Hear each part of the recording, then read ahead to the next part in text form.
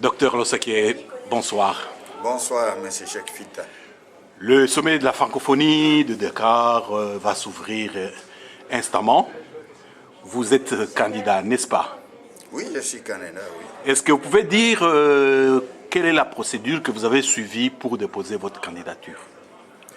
D'abord, je voudrais dire à vos téléspectateurs que ma candidature relève d'une conviction profonde que la francophonie peut faire beaucoup pour l'espace francophone au sein duquel se trouve mon pays, la RDC, le deuxième pays le plus important de la francophonie par sa superficie et par la population.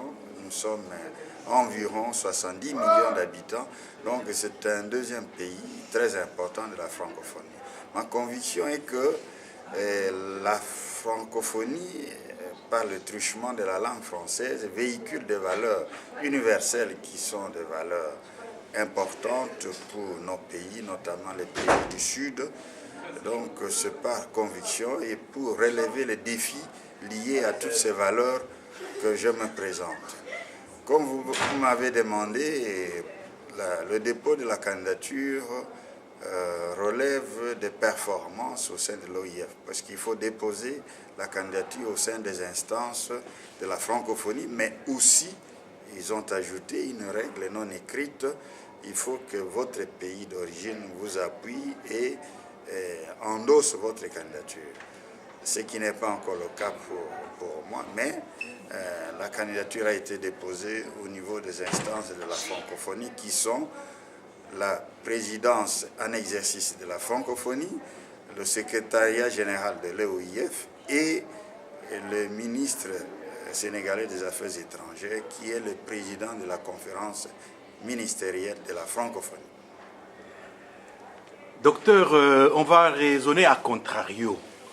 À supposer que votre pays, la RD Congo, ne dépose pas votre candidature et qu'il n'y ait pas de candidature du tout de Congolais.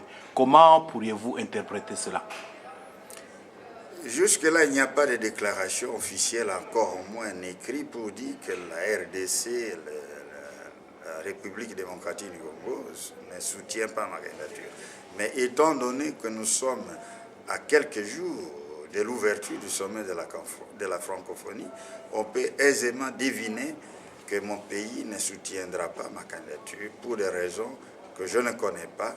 Je pense qu'il faudrait un jour, lorsque vous verrez soit M. Kabila ou les officiels congolais, vous puissiez leur poser cette question. Mais ce serait dommage que nous puissions rater cette opportunité pour avoir le poste du secrétariat général de la francophonie, qui est une visibilité très importante, alors que le Congo a déposé sa candidature pour des postes de loin moins visibles que celui de secrétaire général de la francophonie, et les postes d'ailleurs auxquels on a tous raté.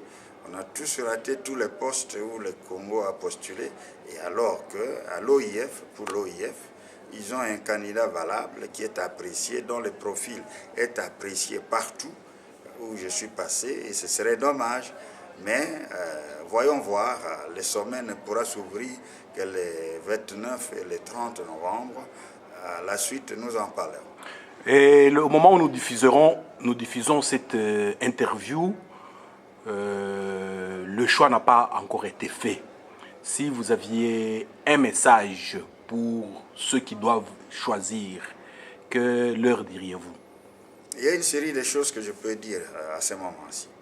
D'abord, il y aura des difficultés pour avoir les consensus au sein des Africains. Comme vous savez, il y a le pacte d'Hanoï de 1997 qui dit que le secrétaire général viendra toujours du Sud et que le deuxième poste, qui est celui de l'administrateur de l'OIF, reviendrait à un ressortissant du Nord. En d'autres termes, comme il y a eu des candidats africains, on devait avoir un consensus au niveau de l'Afrique pour un seul candidat pour respecter ces pactes. Malheureusement, ce n'est pas le cas, et je pense que, étant donné le fait qu'il n'y a pas de consensus, l'Afrique va perdre ce poste qui ira au Canada.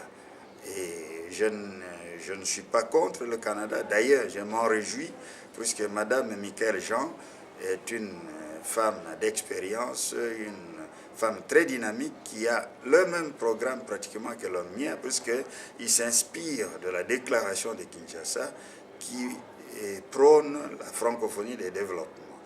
Donc je soutiens Mme Michaëlle Jean pour qu'il puisse passer comme secrétaire général de la francophonie. C'est une femme dynamique qui va faire beaucoup de choses.